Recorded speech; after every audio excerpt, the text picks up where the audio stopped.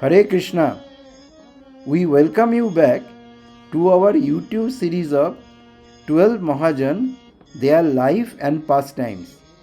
In this series, we are discussing about those 12 Mahavaishnavas who were the greatest devotee of Lord SriKrishna, and also we are discussing the deeds and the path they followed. As it is known that if we walk in their footprints, we can also achieve Krishna Prem in our lives.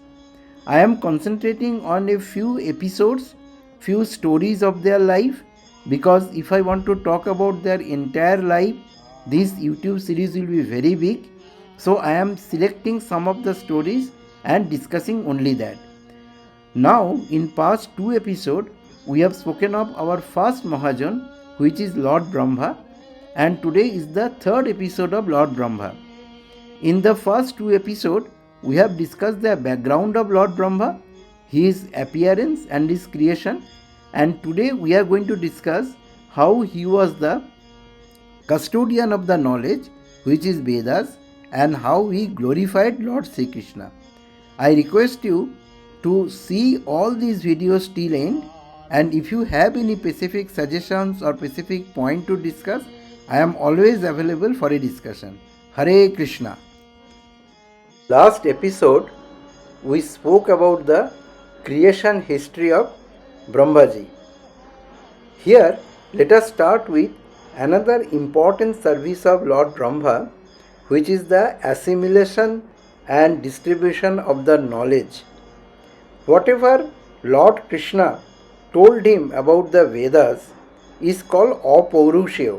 The word Apaurushya in Hindu scriptural knowledge means the word which has no mistake in it. Because these words are spoken by Bhagavan himself, therefore they had no mistake in that.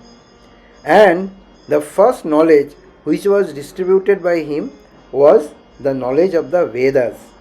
So Brahmaji was custodian of the Vedas knowledge. Vedas used to be called as Vedas, and Upanishads and Samhitas used to be called as Shruti, because these used to be known to us through the disciplic succession and through the hearing only. Later on, the Smriti came. Smriti is about those knowledges which were contemplated by different sages, and they were written down, or they were discussed in a written form.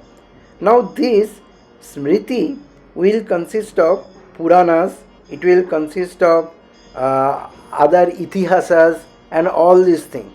But in today's discussion, I am not going in that detail. Maybe we can create a separate web series on the type of knowledges what we had in Hindu scripture, and based on that we can have separate session actually.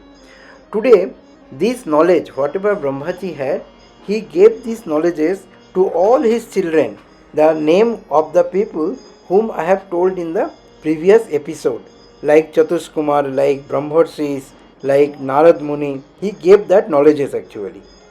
Now, today, one more important thing we need to understand, that the knowledge which Brahmaji gave, that knowledge was obtained by Narad Muni. He then gave that knowledge to his disciple Srila Vyasadeva, and Vyasadeva then finally wrote down all these things. And from Vyasadeva it came to Shukdev Goswami, and continuously it kept on coming till us through the disciplic succession. Now, so this is one important service which Lord Brahma had, and he was the custodian of the knowledge. Lord Brahma was a great humble Vaishnava, and he never forgot the true self of the Supreme Personality of Godhead. We can see in Srimad Bhagavatam, Canto 2, Chapter 5 and Chapter 6, there is a conversation between Narad Muni and Lord Brahma. Narad Muni was actually son of Lord Brahma, and Lord Brahma delivered the knowledge of Vedas to him. Narad Muni was overwhelmed with Brahma's knowledge, and also he did lot of praise and glorified Lord Brahma, saying that the entire universe is the creation of Lord Brahma. He is the Supreme Personality of Godhead. But however, Lord Brahma truly refuted that glory, and he said very humbly that he is actually doing all this creation as per instruction of Supreme Personality of Godhead, Lord Sri Krishna. And then he spoke of Lord Sri Krishna in detail, and he also glorified him, stating his abode, his bodily composer, and also his qualities. So we can also see in some part of Sanghita, which is called Brahma Sanghita, where Lord Brahma has said very clearly, Govindam Adi Purusham Tamoham Bhajami, which means, O Lord Narayan, O Lord Govinda, you are the Supreme Personality of Godhead, and I bow down to you. So therefore, Lord Brahma, this quality shows that he, even if a glory is bestowed upon him, he actually transfers to the right source and does not take credit of that.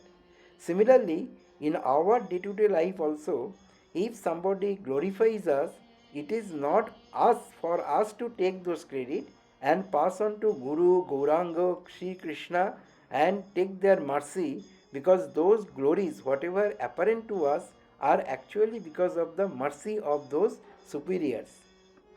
Next episode, we shall discuss how there were two incidents where Brahma had the setback and how he revived his position. Hare Krishna.